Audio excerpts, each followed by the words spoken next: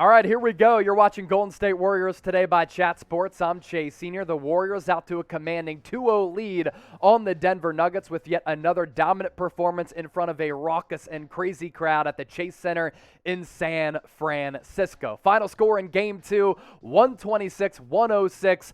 Jordan Poole going off once again. In his playoff debut in Game 1, had a 30-piece. In Game 2, I thought he might have been even better, even though the scoring department didn't indicate it. 29 points with a bunch of momentous big shots in this game. Steph Curry, vintage Steph Curry, MVP and scoring champion Steph Curry going off with a game-high 34 points. And Klay Thompson looking like that two-way threat once again with 21 points. And the Joker, I understand that he's been putting up big numbers in this playoff series, but at the end of the day, all that matters is the win-loss column for Golden State. I think they've done a great job on the Joker, the reigning MVP who could go back-to-back. He's looked flustered and frustrated so far. So coming up on today's show, I had the notepad out last night, watching every single play of this game. We're going to go through the latest Warriors news and rumors on my biggest takeaways from the first couple of games of this playoff series, as well as in Game 2. And this is why you subscribe to the channel for multiple Warriors videos per week. Just hit that red subscribe button down below.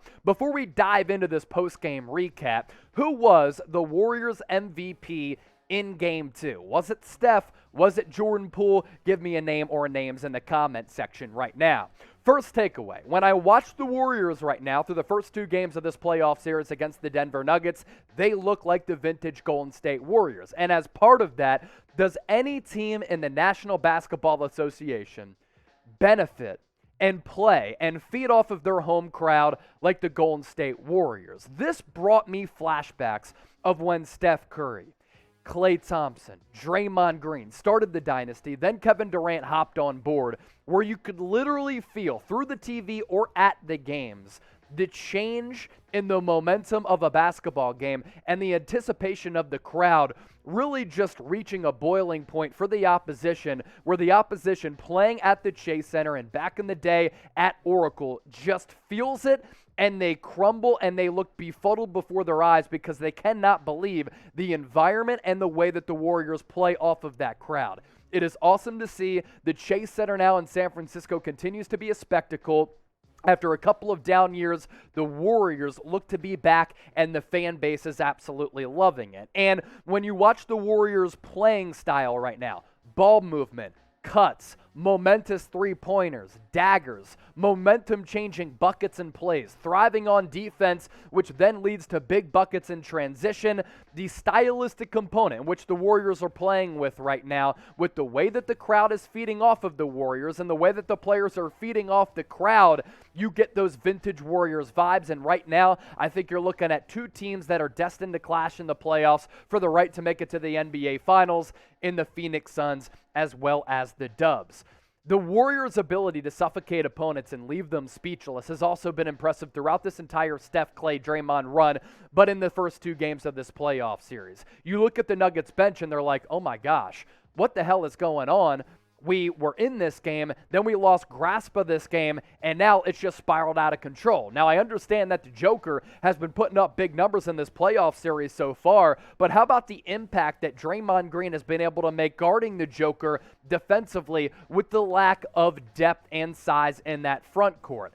Anytime Jokic takes the floor, folks, he's going to fill up the stat sheet. 26 points, 11 rebounds, 4 dimes last night on 9 of 20 shooting, but when you look at Jokic right now, he looks bothered, he looks frustrated, he looks flustered, he looks a little bit overwhelmed, and he continues to clash with players on the Warriors. There's a little bit of a scuffle between him and Gary Payton II last night, but also he looks just baffled at the fact that he's not getting some of the calls that he's getting. And I think that is a direct correlation of the Warriors just overwhelming their opponents so much like they did during that dynasty run back a couple of years ago. Also, we got to talk about Jordan Poole. Arguably the biggest storyline so far for the Warriors in the playoffs and so far throughout the NBA playoffs. What he's done in the first two games has been outstanding. Jordan Poole, folks, is the third Splash Brother. He plays a lot like Steph Curry. He's playing right now like a younger Steph Curry, and the dramatic improvements he's been able to make in his game over the last calendar plus year has been outstanding. Jordan Poole was taken late in the first round out of Michigan. He looked to be a bust coming out of the college ranks. He was in the G League as early as last year. Then he really started to pick it up following the All-Star break, and from that point on, he has been a bona fide offensive superstar. 29, 8, 10 of 16 last night. Continues to make it rain from deep. And he's playing and feeding off that home crowd like a young Steph Curry. And Jordan Poole has gone from the G League to the penthouse, looking like the third Splash Brother, and he has given this offense such an edge, and that's without Steph Curry in that starting lineup, and the Warriors have been able to escape without Steph in that starting five solely because of Jordan Poole. Now, appreciate all of you for making today's show a part of your day. Another reminder to subscribe to the channel as we approach 29,000 subs. We're pumping out content like crazy, and we're going to continue to do that all throughout the calendar year. I talked earlier about the Draymond Green impact on the Joker. What he does offensively from a passing standpoint, setting other guys up, setting the offense up in the half court as well as transition, is really just terrific. I mean, I thought that on the broadcast they made a really good point last night in saying that Draymond Green is probably the best player over this NBA generation who doesn't score the basketball in terms of his overall imprint on the game without actually putting the biscuit in the basket. I thought that was a really good point made in the broadcast, and we've certainly seen that ring true. Right now, also, the Warriors look to be on a collision course with Phoenix.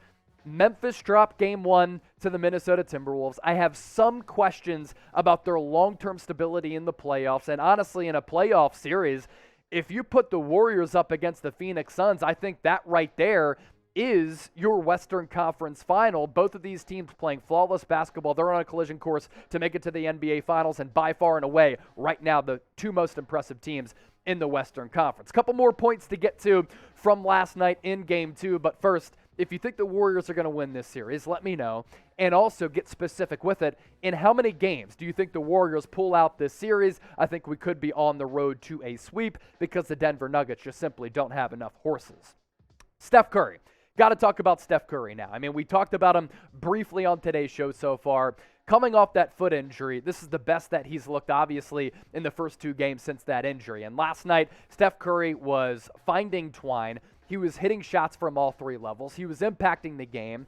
He was hitting momentous offensive shots in a way that he was doing last year after the All-Star break, which is why he vaulted above Bradley Beal to win the NBA scoring title. But when this guy is at an MVP level, this is how he plays. 34 points, 4 dimes last night, 12 of 17, 5 of 10. A couple of those just ridiculous three-point shots with a hand in his face or while he's getting fouled that sends that Chase Center crowd into a frenzy. Right now, just think about what the Warriors have at their disposal offensively, which is one of the best and most lethal offensive trios in the game. Steph Curry, Klay Thompson, as well as Jordan Poole. Right now, they are clicking. Right now, they're playing flawless basketball, and I understand right now they're benefiting from a matchup standpoint against Denver. Denver is a little bit light without Jamal Murray. If Murray's playing, I think this series could go 6 or 7 games, but a lot of teams don't have the defensive ability to guard all three of these guys. When all three of them go off, they are so unstoppable. Before we hop on out of here, grade the Warriors' performance in games 1 and 2. A, B, C, D, or F. You got to go A with how dominant they have been. Again, offensively, it's sexy. Defensively, though, they've been great against the Joker and against all players on this team. Let me know your Warriors grade throughout the first 2 games of this playoff series, and make sure you subscribe for more Warriors videos during this playoff run.